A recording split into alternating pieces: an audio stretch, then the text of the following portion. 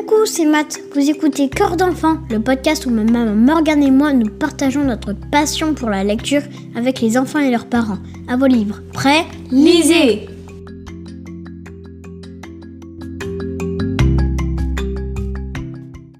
Dans nos précédents épisodes, on a parlé science-fiction, mythologie, gros mots, enquête et même dragons.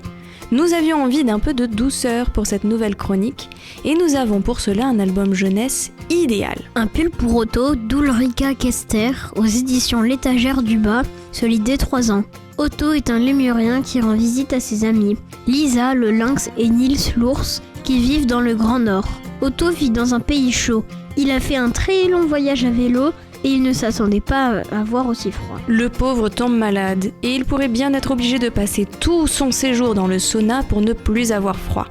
Alors ses amis cherchent une solution, parce que c'est quand même bien dommage de ne pas pouvoir passer ce temps ensemble dans ces beaux paysages et de ne pas admirer les aurores boréales. Ils trouvent la solution dans un livre qui parle de la laine des moutons, qui permet de confectionner des pulls bien chauds. Mais comment faire s'il n'y a pas de moutons ? Le lynx et l'ours vont faire fonctionner leur méninge, leur créativité et leurs relations pour faire à Otto un pull très original par ses couleurs mais aussi par la laine qu'ils vont utiliser. Et oui, eux aussi ont de la fourrure bien chaude et ils vont en faire don à Otto. Ils vont demander à Lena la renarde comment filer la laine, puis ils vont teindre les fils avec des légumes et ils vont apprendre à tricoter eux-mêmes. Quel est ton passage préféré ? C'est quand Lisa et Nils se rendent chez Lena. Dans le livre sur la laine, il y avait une image d'un truc bizarre avec une roue dont Nils et Lisa avaient besoin pour transformer la laine en fil. Ils ne possédaient pas un tel truc. En revanche, leur amie Lena en avait un. Alors, ils lui apportèrent le sac de laine et elle leur montra comment cela fonctionnait. Un rouet, dit Lena. Voilà comment ça s'appelait, et non un truc. Nils demanda si Lena ne pouvait pas filer la laine pour eux puisqu'elle savait déjà le faire. Mais elle lui répondit que non. Regarde Nils, c'est amusant d'apprendre de nouvelles choses. C'est comme ça qu'on devient plus intelligent. Et Nils dut enrouler le fil autour de la bobine pendant que Lisa démêlait la laine. Qu'est-ce qui te plaît dans cet album ? C'est les efforts qu'en font Nils et Lisa pour qu'Otto ait plus chaud et puisse passer un bon séjour. C'est une belle preuve d'amitié. D'abord, ils cherchent une solution. Puis ils demandent de l'aide à la renarde. Et surtout, ils consacrent du temps et de l'énergie pour apprendre et faire eux-mêmes le pull de leur ami. C'est en effet une belle histoire sur l'amitié et les gestes d'amour. Et une petite leçon sur l'avantage d'apprendre à faire quelque chose plutôt que de demander à quelqu'un d'autre de le faire à sa place se glisse subtilement dans le récit. Cela prend du temps, c'est vrai, mais on en ressort avec de nouvelles connaissances. J'aime bien aussi la façon dont c'est écrit. De manière simple, comme si le narrateur nous parlait directement. Les illustrations représentent bien les pays nordiques avec beaucoup de jolies couleurs. Un album à savourer avec un gros pull sur le dos ou pas, mais probablement autour d'un bon goûter, comme des roulés à la cannelle.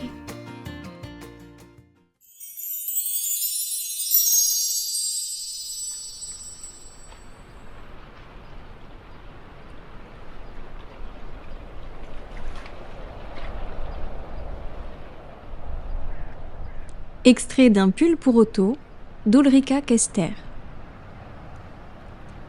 Il était une fois, très loin dans le nord, une maison bleu myrtille avec de l'herbe sur le toit. C'est ici que vivaient Lisa, le lynx, et Nils, le petit ours. La maison rouge à droite, c'est le sauna. À l'intérieur, il peut faire si chaud que tu ne peux même pas imaginer. Un jour, Lisa était sur le toit en train de tondre l'herbe, tandis que le petit Nils préparait le café dans le jardin. Ils voulaient faire les choses bien car ils attendaient d'un instant à l'autre la visite de leur ami Otto. Cela faisait des mois qu'il était sur son vélo, en route pour les voir. Peut-être même plusieurs années. En tout cas, très longtemps. Regardez, le voilà. Otto était un lémurien et il était en super forme. Pas le choix quand il faut rouler pendant des centaines et des centaines de jours. Son vélo était rouge et il avait une grosse sonnette étincelante. Otto était fou de sa sonnette, à tel point que c'en était agaçant. Quand il vit Lisa et Nils, il se jeta dessus. « Dring, dring, dring !»« J'arrive, les amis !» cria-t-il.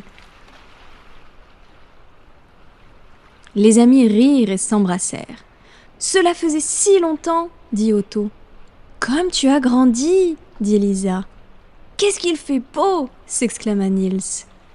Otto voulait raconter tout ce qu'il avait vécu sur la route. Entre autres, sa rencontre avec un hérisson qui avait perdu ses mitaines et une chèvre qui ne voulait pas qu'on la dérange. Et ce soir, je verrai enfin les aurores boréales, dit Otto. Il faut que je les peigne pour les accrocher au mur de chez moi. Sinon, tu oublieras à quoi ça ressemble, dit Lisa. Niels et moi, nous oublions tout le temps, et à chaque fois, nous sommes surpris. Au coucher du soleil, Otto grimpa sur le rocher le plus proche avec ses pinceaux et ses couleurs. L'air était si froid que son nez devint tout raide. Otto installa son chevalet et donna les premiers coups de pinceau. Mais il ne fallut pas longtemps avant qu'Otto ne commence à grelotter. Il tremblait tellement de froid qu'il n'arrivait plus à tenir fermement le pinceau.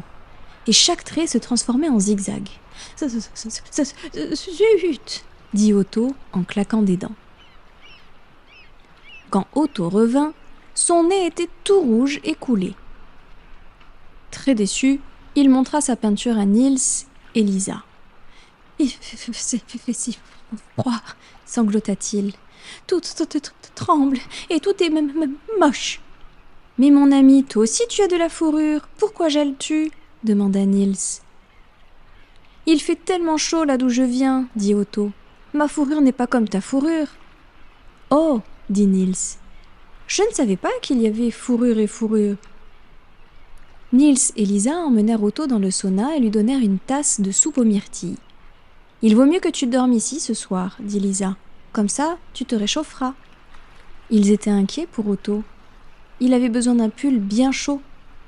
Mais comment est-ce qu'on fabriquait ça ? Peut-être fallait-il aplatir quelque chose de tout doux ? C'était ce que Niels croyait. Niels et Lisa n'avaient pas beaucoup de livres. En fait, ils n'en possédaient que 2.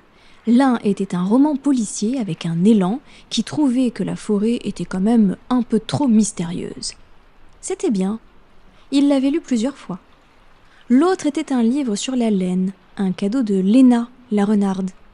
Lisa alla le chercher et s'assit dans le fauteuil près du feu. Peut-être y aurait-il des idées sur la façon de fabriquer un pull ici.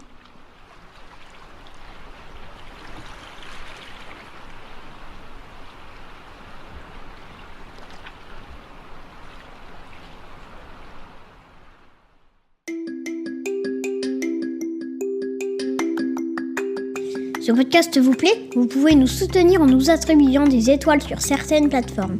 Ça permettra à d'autres enfants et parents de nous découvrir. Vous pouvez aussi nous retrouver sur les réseaux sociaux, Instagram et Facebook. Les liens sont en description. Vous pouvez suivre notre actualité et nous écrire. On vous attend. Salut !